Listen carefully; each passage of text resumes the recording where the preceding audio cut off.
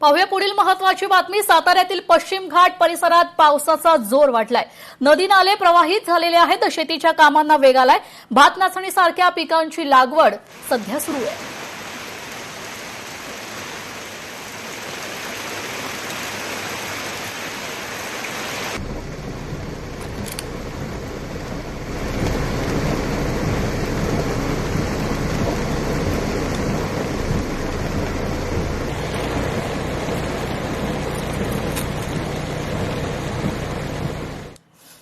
इंदापुरात 48 तासात उजनी धरणात 10 टीएमसीहून अधिक पाणीसाठा वाढलाय।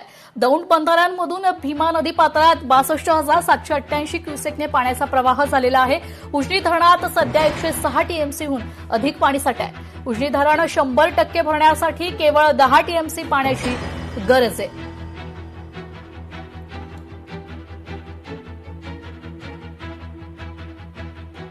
नाशिकमधील गोदावरी नदीचा पूर ओसरायला सुरुवात झाली आहे। मात्र रामकुंड परिसरातील मंदिरे अद्यापही पाण्यात आहेत। तर पुराचे मापदंड समजल्या जाणाऱ्या दुतोंड्या मारुतीच्या कमरेपर्यंत पाणी साचलंय।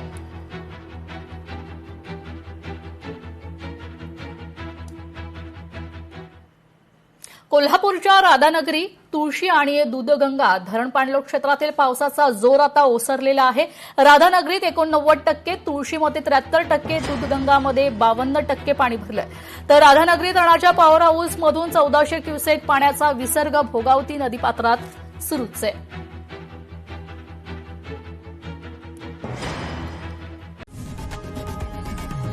लोकशाही मराठी ऐका, पहा, जागरूक रहा।